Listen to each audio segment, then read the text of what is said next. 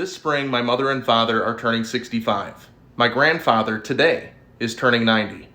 So first off, happy birthday, and I love you all. And none of them are really the type of people to treat themselves to anything luxurious. So as a way to say thank you for everything that they've done for me and my siblings and their families, I purchased their first ever Japanese A5 New York strip steak. And I'm going to be cooking it here on this channel. We're going to be cooking up two sides with this steak as well. It's going to be seasoned potatoes and sauteed mushrooms with a port wine reduction. Let's get started. After we wash the potatoes, we start by dicing them up. Let's kick that heat on. A light drizzle of avocado oil. With avocado oil, because it has such a high smoke point, you want to make sure you're looking for when it begins to shimmer and gloss over. A little bit of salt. And while we're waiting for those potatoes to fry up, let's get to prepping the meat. Beautiful marbling, and we're actually going to cut the tip off and throw it in the potatoes so those potatoes get a little bit of Wagyu fat mixed in with them. I took the steak and I cut it into 3 portions, Grandpa, Father, and Mother. And no, my mother's piece isn't small because I don't love my mother as much. It's because I know that she's not as big of a red meat fan, and she just wants to try it and doesn't want to be overwhelmed by a large portion of it. And for you medium rare lovers out there, the other 2 steaks are going to go for medium rare. My mother is going to be medium to maybe medium well. Yes, I'm doing that with a Japanese A5 Wagyu steak, and it kills me, but I'm going to power through because I love my mother, and that's what she would want. And today, we're just going to season them with a little bit of salt.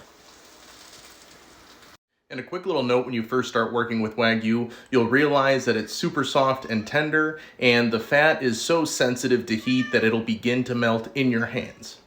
Because it melts in your hands, you don't want to overhandle it, and you want to get it in that pan real quick. And you do not need any extra oil when throwing it in that pan. So let's start it off.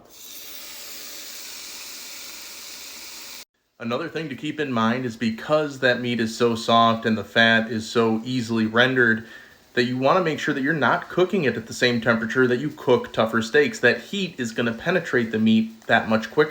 Now that we've got a nice sear, we're going to flip it over and let side 2 cook. And now we let this one rest. And yes, that is the medium to medium well piece for the mother. Let's start the big pieces. There we go. All right, let's flip them.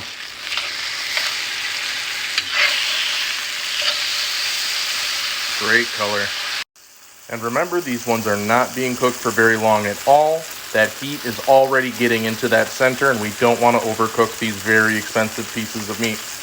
Now that those steaks are resting, we're going to start working on the mushrooms. My wife bought me a little mushroom brush.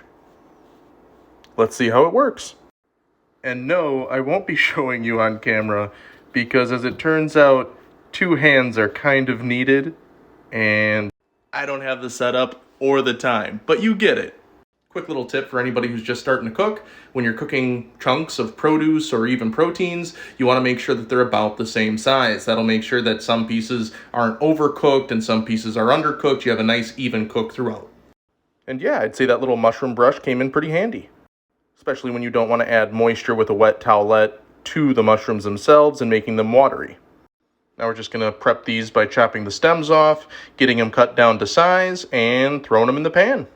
All right, we got that leftover Wagyu fat sitting in the pan. We're going to throw our mushrooms in as soon as this is heated up.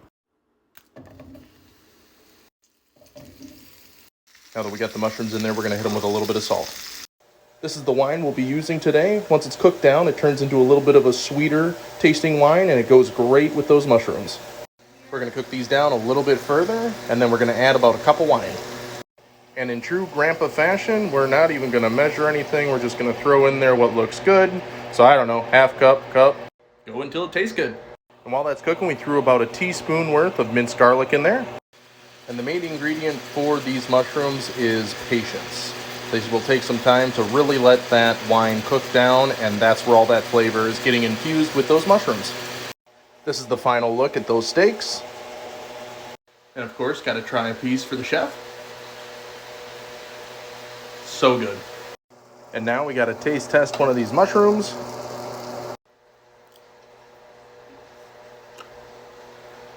And a final look at the final product for a little to-go container. Enjoy!